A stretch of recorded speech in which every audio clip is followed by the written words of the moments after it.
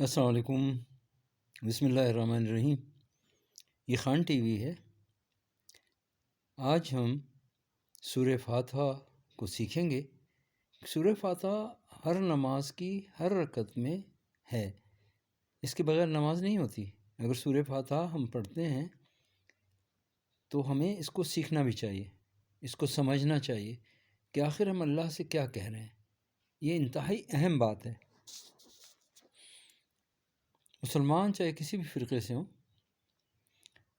سب اپنی نماز میں سورہ فاتحہ کو پڑھتے ہیں۔ انتہائی اہم سورت سورہ فاتحہ ہے۔ آئیے اسے سیکھتے ہیں۔ اعوذ باللہ من الشیطان الرجیم۔ میں پناہ مانگتا ہوں اللہ کی شیطان مردود سے۔ بسم اللہ الرحمن الرحیم۔ اللہ رحمان ہے، رحیم ہے۔ الحمد للہ رب العالمین۔ الحمد کا مطلب ہے سب تعریف، حمد کا مطلب ہے اللہ کی تعریف، اور الحمد کا مطلب ہے خصوصی تعریف، یعنی اس تمام تعریف کس کے لیے؟ للہ، اللہ کے لیے۔ تو الحمد للہ سب تعریف اللہ کے لیے۔ رب العالمین، جو رب ہیں عالموں کے، جتنے بھی دنیایں ہیں ان سب کے رب کون ہیں؟ اللہ۔ رب کا مطلب ہے پالنے والا، ہر چیز کا خالق، مالک، رازق کون؟ اللہ۔ تو اللہ کو رب ماننا ہے۔ اس پہلی آیت میں اللہ پاک ہمیں یہ بتا رہے ہیں، ہمیں یہ سکھایا اللہ پاک نے کہ ہم نے روز اللہ کے سامنے ہر نماز کی ہر رکعت میں اللہ سے کہنا ہے کہ میں شکر ادا کرتا ہوں اپنے رب کا، اپنے اللہ کا، اور اس کی تعریف بیان کرتا ہوں۔ اللہ کی تعریف بیان کرنی اور اللہ کو اپنا رب ماننا، یہ تجدید ایمان ہے۔ اللہ کو رب ماننا یہ ایمان کی تجدید ہے۔ اللہ ہم سے کیا چاہتے ہیں اس دنیا میں؟ یہ کائنات کے بنانے کا مقصد کیا ہے؟ انبیاء اکرام دنیا میں کیوں آئے، کیوں بھیجے گئے، الہامی کتابیں کیوں بھیجی گئیں؟ ان سب کا صرف ایک مقصد ہے کہ ہم اپنے رب کو پہچان لیں، ہم اپنے رب کی مان لیں، اور اپنے رب کی بات کو مان کر ہم اپنی زندگی گزاریں۔ تو مسلمان کے لیے لازم ہے کہ وہ دین کو سیکھے، دین کا علم سیکھے، کیونکہ قرآن میں وحی جو ہے، جو سب سے پہلے وحی کا لفظ ہے وہ ہے اقرا، یعنی کہ علم سیکھو۔ اور علم کا حکم آیا ہے کہ ہر مسلمان کو علم سیکھنا ہے، علم سیکھنا ہے، اور دین و دنیا دونوں کا علم سیکھنا ہے۔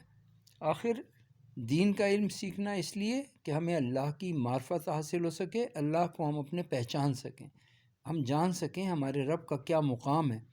ہم مقام جان نہیں سکتے جب تک ہمارے پاس علم نہیں ہوگا۔ تو اللہ کو کی پہچان پہلی چیز، اللہ سے تعلق دوسری چیز۔ اللہ سے تعلق کیسے ہوگا؟ اللہ کے ذکر سے اللہ سے تعلق ہوگا۔ یعنی جب ہم الحمدللہ پڑھتے ہیں، اس کا مطلب ہم اللہ کی تعریف بیان کر رہے ہیں۔ تو یہ تعریف کب بیان کرنی ہے؟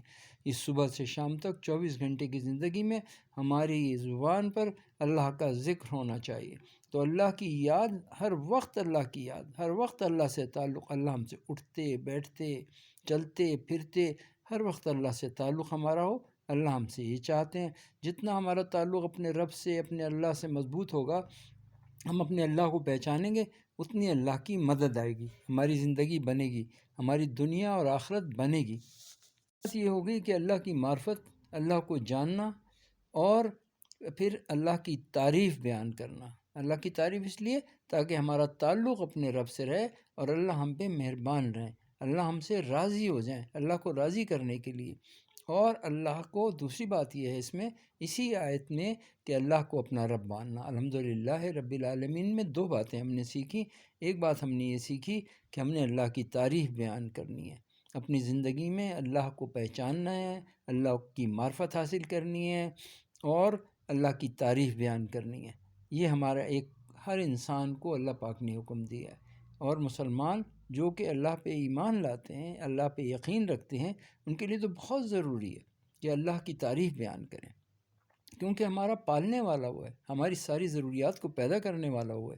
اسی کے حکم سے ہم پیدا ہوئے، دنیا میں آئے، اسی کے حکم سے ہم دنیا سے چلے جائیں گے۔ یہ دنیا کی زندگی تو عارضی زندگی ہے۔ تو دوسری بات کیا ہے کہ دنیا میں رہتے ہوئے اللہ کو اپنا رب تسلیم کرنا. تو ہم دیکھیں کہ ہم نے اللہ کو اپنا رب تسلیم کیا ہے. جو اللہ کو اپنا رب تسلیم کرتا ہے وہ دنیا میں کسی کو اپنا رب نہیں مانتا.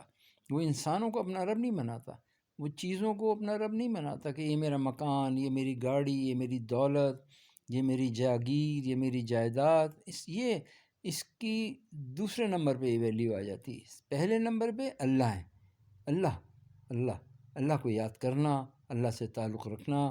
ہر چیز میں کیا دیکھنا ہے ہم نے کہ کوئی ایسا عمل ہم سے نہ ہو جائے کہ اللہ ہم سے ناراض ہو جائیں. تو اللہ کی ناراضگی سے ڈرنا، اللہ کو راضی کرنے میں لگے رہنا، یہ پہلی آیت میں ہے. اور اللہ کو رب ماننا یہ بھی اسی پہلی آیت میں ہے کہ ہم نے اپنے اللہ کو اپنا رب ماننا. تو ایک بات تو الحمدللہ رب العالمین، سب تعریف اللہ کے لیے ہے جو رب العالمین ہے، یہ بات ہوگی.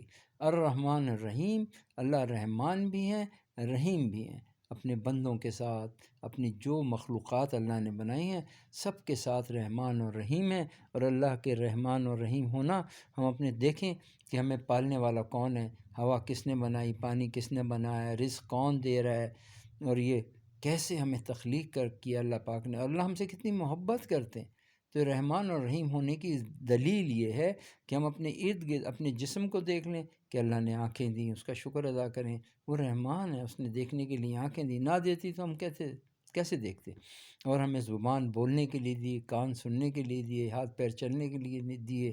اگر ان میں سے کوئی ایک چیز بھی انسان کے پاس نہ ہو تو انسان معذور ہو جاتا ہے. معذوری کتنی بڑی چیز ہے، کیسے پریشانی ہوتی ہے انسان. تو اللہ کا ہر وقت شکر ادا کرنا ہے جو اس نے صحیح سالم ہمیں جسم عطا فرمایا ہے، اس کا شکر ادا کرنا ہے. زندگی عطا فرمایا، اس کا شکر ادا، کھانے کے لیے پاکیزہ رزق عطا فرمایا، اس کا شکر ادا کرنا ہے. تو اس کو رحمان اور رحیم تسلیم کرنا ہے، ماننا ہے کہ اللہ ہمارے رحمان ہیں رحیم ہیں. پھر اب دنیا ختم ہوگی، قیامت قائم ہوگی تو اس کا مالک کون ہے؟ مالک یوم الدین. کون ہے مالک؟ اس کے مالک اللہ ہے.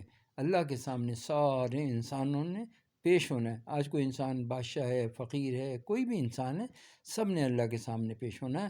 تو اللہ ہیں یوم الدین کے مالک، یوم قیامت کے مالک، حشر کے مالک کون ہے؟ اللہ ہیں. تو مالک یوم الدین ہمیں جب ہم نماز پڑھیں ہمیں ذہن میں ہونا چاہیے، اس کا ترجمہ ہمارے ذہن میں ہونا چاہیے، ہمیں سمجھنا چاہیے اس کو. مالک یوم الدین، اللہ کے سامنے پیش ہونا ہے ہم نے. اللہ یوم جزا کے مالک ہیں، یوم قیامت کے مالک ہیں.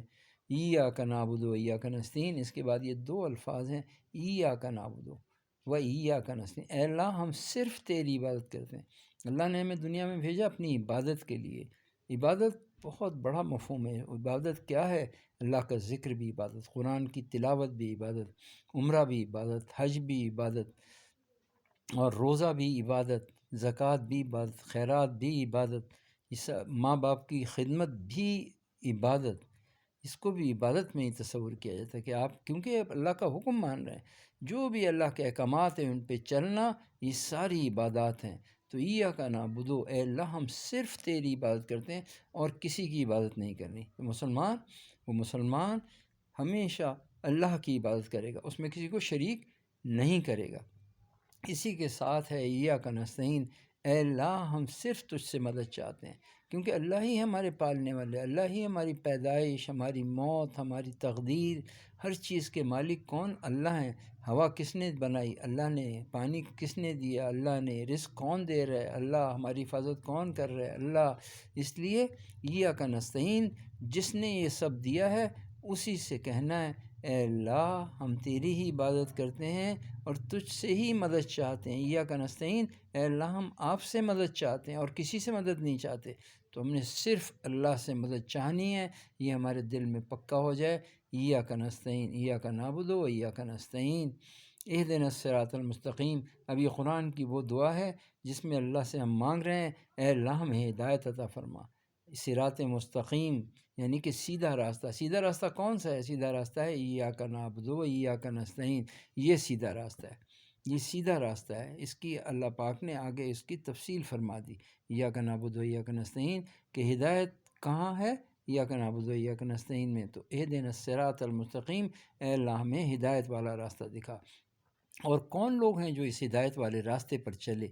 انعمت علیہم، اے اللہ جن پر آپ نے نعمت کی، وہ لوگ نعمت کی، انعمت وہ ان کا راستہ ہمیں دکھا، انعمت علیہم وہ لوگ کون ہیں؟ انبیاء کرام، سچ بولنے والے، صدیقین، شہداء اور صالحین، یہ لوگ وہ ہیں، یہ چار لوگ وہ ہیں جن سے اللہ راضی ہیں۔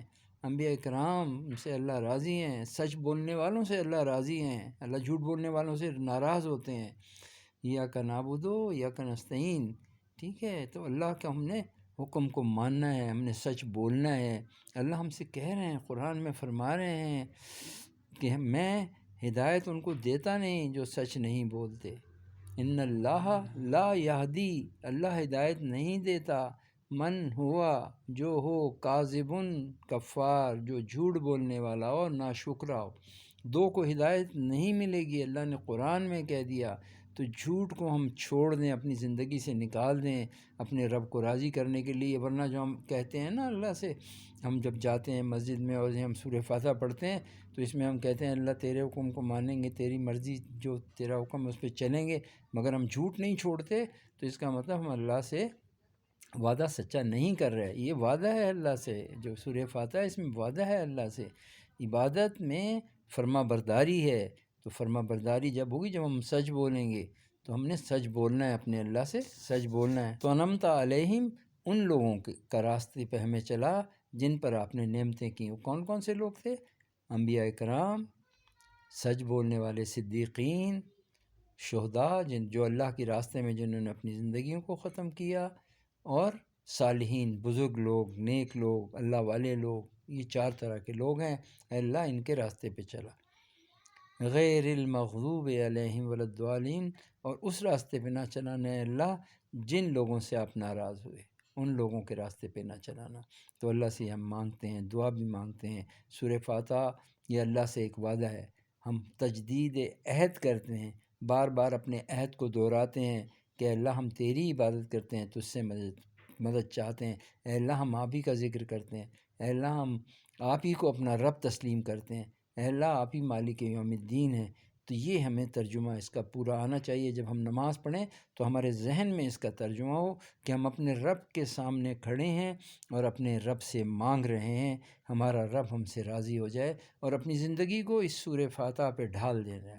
یعنی ہم نے سچ والی زندگی، جو اللہ سے وعدہ کیا ہے کہ اللہ کی عبادت کرنی ہے اور کسی کی عبادت نہیں کرنی، اور اللہ سے مانگنا کسی اور سے مانگنا نہیں ہے، یہ سچائی والی زندگی ہے۔ اس پہ اپنی زندگی کو گزار دینا ہے تاکہ اللہ راضی ہو جائیں، آخرت میں ہم کامیاب ہو جائیں۔ اللہ پاک ہم کو سوچنے، سمجھنے، عمل کرنے کی توفیق عطا فرمائے۔